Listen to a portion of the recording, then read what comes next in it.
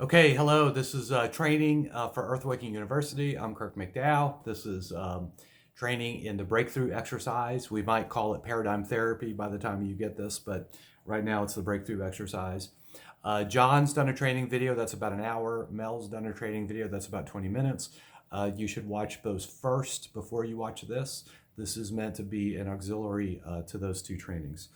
Okay, and I want to touch on a couple things that I have personal experience with, and a couple things that I didn't really get mentioned the way I'd like in those two videos. So I'm going to kind of fill in the cracks and add a little layer to something. Okay, so breakthrough training. So first, I want to create the value of the mirror, right? So oftentimes there'll be someone in your life who's like driving you crazy, making you angry, doing everything wrong, and you're getting triggered, and it really looks like it's them, right? From the standpoint of this work and this exercise, it's you, it's your trigger. The reason this person resonates with you is because they mirror or they show you something about yourself that you haven't made peace with, that you can't be with. For example, if I'm in a conversation with someone and I get triggered because I don't feel like I'm getting heard, right? Like the person's not hearing me. Or maybe they're doing a couple of things, being condescending, not hearing me is a little special formula to get me triggered. And then,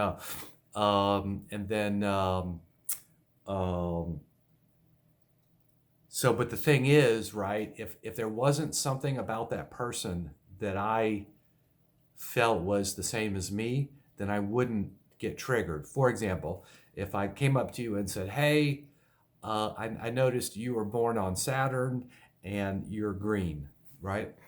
So the response that most people would have would not be triggered. It would be, a giggle, a laugh, an ignore, or whatever, right? But it wouldn't be like, oh my God, what do you mean I'm from Saturn? I'm not green. Are you crazy? It wouldn't really be that because it's so disparate or different from what you imagine to be true, it doesn't register, all right? So conversely, if I said something to you that you thought was kind of true, like, hey, you're a loser, right? And if loser was kind of true for you in some way, it may be hidden from your view, it may be look a little different, but if there's something that is somewhat true for you about what just got said, right? I'm not a loser, blah, blah, blah. That was my thing for a long time, right? So back in the day when I was first getting trained to lead transformational programs, it got distinguished in my little group that I had a little trigger about being a loser, right? And so for the next several months, my compadres, whenever they'd pass me in the hall or whatever, or see me, they go, loser, right? That was all by permission, right? It was by design to wear down the button, right? So that loser has no trigger for me. Someone could be yelling and call me a loser, and it would just, have nothing going on because I've completed and resolved that for myself, right? I'm clear I'm not a loser, and whatever I made up, whenever I made it up, I see why I made it up and what purpose it served, and I see that it's an illusion and so forth and such, right? However, it's possible I still get triggered sometimes around people not hearing me or sort of misdirecting the conversation, deliberately not hearing me, kind of being right, kind of maneuvering around. And I get triggered by that because it occurs as something that I'm reminded of in my past, right?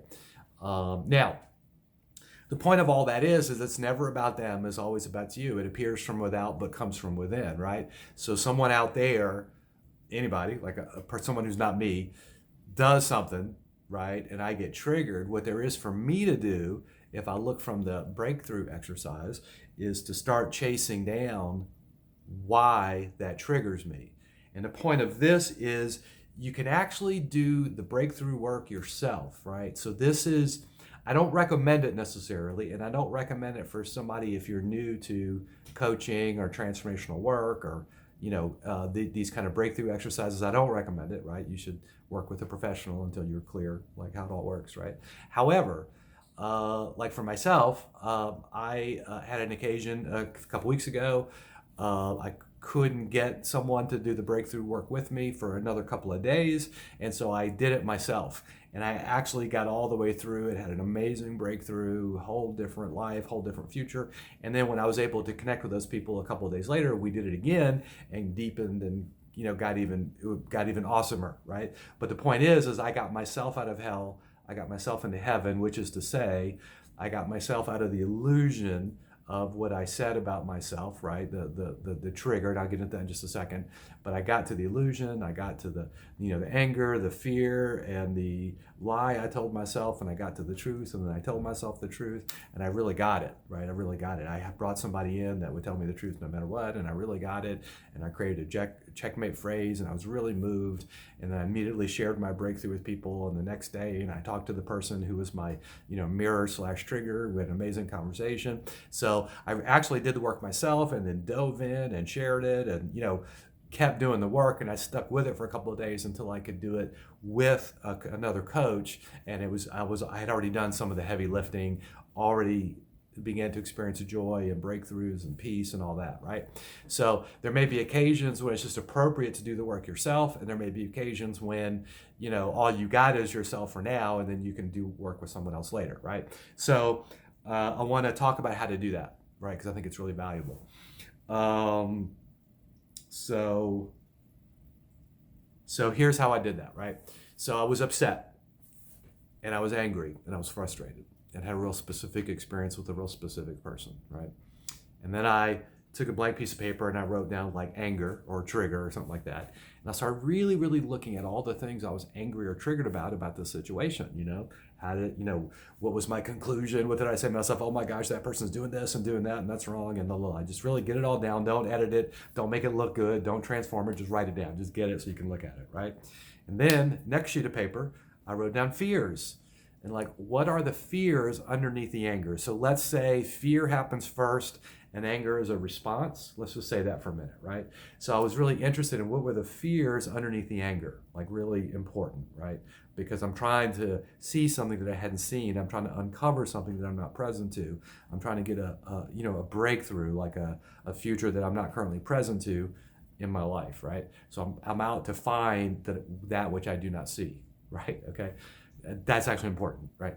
So, because if you already see it, then you already know it, and that's not the thing, right? So whatever you think it is, that's not it by definition, and we're trying to find the thing that you hadn't seen yet, basically, right? So I looked at what made me angry, and I noticed this person reminded me about my childhood in two different ways. They were in some ways the child that I never got to be, and they were in some ways my parent that drove me crazy, my primary caregiver, and that's a whole long story, but anyway, oddly, the person reminded me of both things, what I always wanted to be and couldn't be, and then my primary caregiver, of which around there's all kind of drama and stories and so forth and such, stuff happened. So I saw that, right? And again, I'm not putting anything out on the mirror, the other person. I'm just looking at myself what is the anger and frustration, and what does that bring up for me? Okay, good, there it is. Now, what is the fear that points to, right? And what I saw was the fear was something around getting my vote canceled, never being heard, people noticing that I wasn't who I said I was, and the tap on the shoulder, okay, we no longer need you, we're going to replace you with this other person, or something like that, right? It's just this sort of irrational background fear that wasn't really conscious or upfront and present where I could see it, but as I'm chasing it down, I look at the anger and the frustrations, and oh my gosh, what's the fear that's coming from? And it was very much of that ilk. I'll get canceled, I'll get my ticket canceled, I'll get voted off the island, I'll get excommunicated, whatever, right? Somehow that which I have fought for very many years and hold dear to myself, like this mission that I covet, there's sort of a background it's all going to get taken away in some way, right? Which creates a real panicky, got to do something right now kind of vibe, which, by the way, is a clue. You should stop everything if you get that panicky, got to do something decisive right now kind of move. That's not good. Not good for me anyway. So anyway, So there we are, right? So the anger, so I'm looking at my mirror, this other person, and they're doing what they're doing and saying what they're saying, and I'm sort of having a, brain hemorrhage in slow motion, and I start to really distinguish what it is, am I angry or frustrated about, annoyed about, what fear does that point to, and then here we go, right? Somehow losing my standing or losing that which I've gained or fought for or something like that. The next piece is to notice the first time I felt that way. And I can remember an incident of my childhood when I was trying to explain something to my mother. I was really excited. She didn't get it.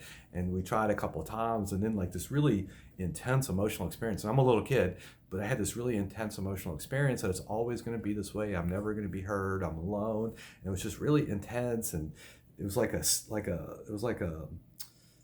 sentence, boom, you're alone, you'll never be heard. It was like that. And it was like, oh my gosh. And the world was never the same for me, really, right?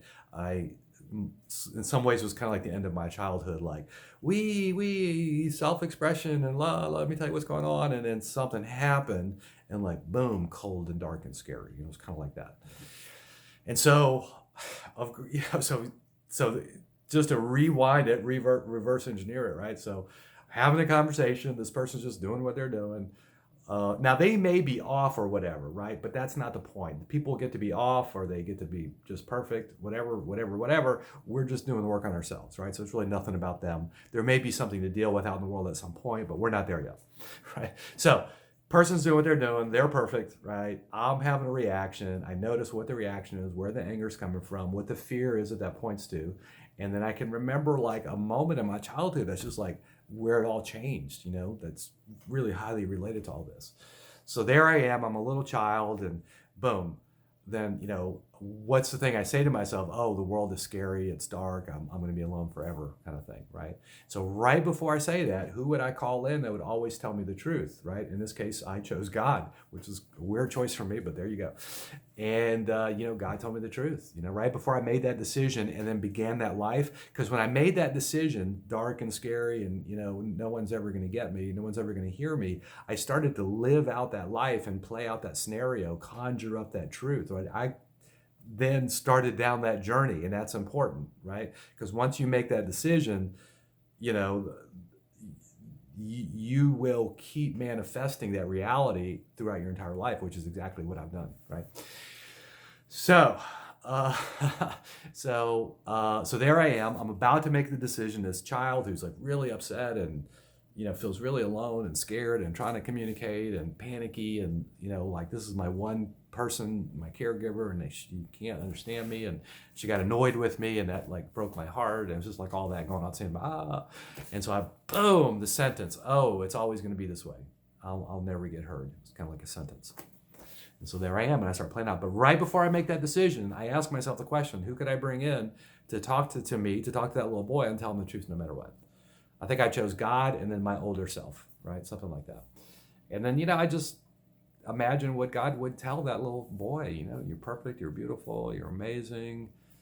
People are going to love you, and they're going to know you, and you're going to make such a difference in the world. And I just really got moved by that, right? And then I got moved by what I had to say to myself, like, yo, you're doing great, baby. And by the way, all this pain that you're going to go through some more pain. It's going to probably get worse before it gets better. But there's something really beautiful on the other side that you're going to be so prepared for, and it's going to be great. You're going to be really proud of yourself, and you're going to be proud of what you've come through and accomplished, and you're going to use all that to make such a big difference in the world, right? So that's what I told myself, right? And really, you can see I'm kind of lighting it up and like getting inspired and free of it. And so I created my own checkmate phrase, which is, who am I to deny God? And what that does for me, it makes me humble, right? It brings me back to humility, right? Who am I to have a judgment about 4.5 billion years of evolution and everything in the universe and in the planet and history and everything about me and my life and everybody around me all conspires to make this one moment, and I've got an opinion about it. Right? So looking from there, I could just kind of be humble and let go and look again and kind of feel into it and just relax, let my guard down, let my defenses down, and come again from love, So my checkmate phrase is, who am I to deny God? Because for me, by judging how things are and how things are not, and thinking it should be some better way and that shouldn't happen and it should have happened, to me, that's like really not my domain, So anyway, it just frees me up to not have to worry about that. So I just love that. So that's my checkmate phrase. And then I enlisted a couple of people to check in on me. I decided that what's really important for me is to really be committed to always coming from love in all matters, no matter what I'm dealing with, right? So I got myself a coach somebody that I know in our community who's always coming from love, and she just really occurs that way for me. So I immediately contacted her and said, hey, I want you to be my coach, and I want to talk to you once a week, and I want you to keep an eye on me and make sure I'm always coming from love, and if I'm not, I want you to deal with me, right? Like, like tell me to cut it out. So I got it locked in, right? Okay, cool. So that's an example. And I did all that work, and then it was amazing the next couple of days. And then I did that work again with my notes, and so a couple of people, Jonathan and Mel, and everybody in Costa Rica, and it was just amazing, right? So I got really good, beautiful, deep work done, and my heart feels good. It's just amazing. It's a whole new life for me. All right, good. So that's an example of how I did the work myself. Now, again, I don't recommend it. This is for professionals, but you may find yourself in a situation where you need to get yourself out of hell, and then you can keep following up with it. So I want to say a couple things, and I'm not sure healing got mentioned much in the previous two videos. So this whole idea of healing is something that's kind of new for me, actually a result of a breakthrough this morning.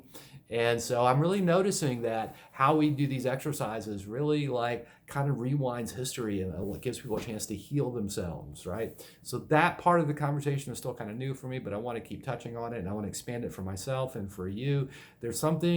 It is coaching and it is transformational, but there's another element called healing in there. And I don't really know everything there's to say about that, but I'm starting the conversation, right? But there's a healing component, which I think is really beautiful. And then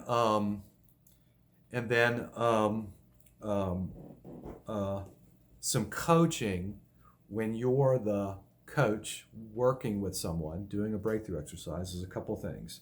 Stay present. Stay observant. Observe and stay present and feel the other person. Now, I'm like a highly sensitive person. If someone says feel somebody else, that makes perfect sense to me. That might not be something that you immediately have access to, but you can contemplate what it might be to feel someone, right? So someone's in the middle of the exercise. It's really easy when you're learning something. You get caught up on doing it right and asking the right questions in the right sequence, and there is a structure to it, but it's more of an art than a piece of construction, right? It's not so much a construction. It's not so much a construction in language, where if you hit all the buttons right, pops out the breakthrough. You could potentially say everything correctly and not cause a breakthrough, right? It's not about the sequence of words. It's literally about your heart, your soul, your intention, your willingness to be with another human being, your willingness to let them experience their pain and go through it, your stand for the truth, right? That they're perfect and amazing and beautiful. Anything is possible for them. You may not see what it is. They may not see what it is, and none of that matters, right? What you know is that anything's possible. They're a child of God, and they're getting through this today, right? And it's that stand. There's an art to it, like being present, staying soft, feeling, without getting taken away or caught up in it, right? Their pain is their pain. They're going to experience it. It's not appropriate for you to experience their pain with them, but you need to be able to be with it so they can move through it, and you can hold the space of safety, right? So there's an aspect of like holding the space for the whole thing, right? Another way I could say this is what has the breakthrough exercise to be effective or not, right? Like, is it going to happen or not, has to do with your commitment to have the breakthrough exercise be effective. So I would say the main indicator of whether or not this is going to happen for this person is your commitment that it's going to happen for this person, right? And inside that commitment, you'll work it out. You'll remember the exercises, you'll rise to your highest resonance, you'll give it everything you got. It's going to be awesome, right? But there's an element of it's awesome because you say so, right? And then you also do the work, and you have a clear heart, you clear your mind, you don't let your own opinions and distractions and biases and preferences and annoyances, you do not let them get in the way. This is not about you. It's not an opportunity for you to show how brilliant you are. It's not an opportunity for you to show that you can do all three moves of the breakthrough. It's nothing about that, right? It's paying attention when someone has the trigger, you see it, and you can grab that weed. Someone can you're helping someone reverse engineer that trigger into what they're fearful about, and you stay with it, and then you create a safe space where they can really go into the pain and the past and the emotiveness of it, and it's really important. And then you can really stand with them when they call in someone else who will tell them the truth no matter what. And it all has so much to do with who you're being in the matter, what your commitment, what your stand is, what you say shall be, and what you will not tolerate. Like, I won't tolerate people. what is it? I won't tolerate people remaining stuck and caged in their pain and suffering, right? I just won't have it, right? So when I work with somebody, I'm like committed. And I'm not saying rough or impatient, like I'm just like, it will happen. It is going to happen. It is happening. It's all done but the crime. And there's a certain like stand in the matter that I think is important. And the artistry of being present and feeling what's going on and observing, watching the body language, the tonality.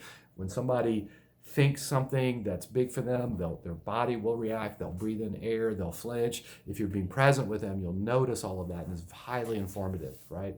And then there's a training video on listening that totally works with this, how to listen from a transformational point of view, where you're hearing their commitment, their experience, and everything they said, and every way that they said it, and it just really helps you dial in, right? So honor the mirror, whoever is the trigger, right? Let that work, right? That person's getting triggered by that person because that person's a mirror, or you're getting triggered by because that person's a mirror, right? But honor the process. It's not about the other person. They're a gift to you, right? They're the mirror that allows you to see yourself, right? And then you can absolutely get started doing your own work, right? And there's a certain healing quality to it. And then, stay present, stay soft, really highly observant, posture where you're seeing and feeling everything that's going on in front of you, so you can really be with somebody, holding a safe space, letting them move through various spaces.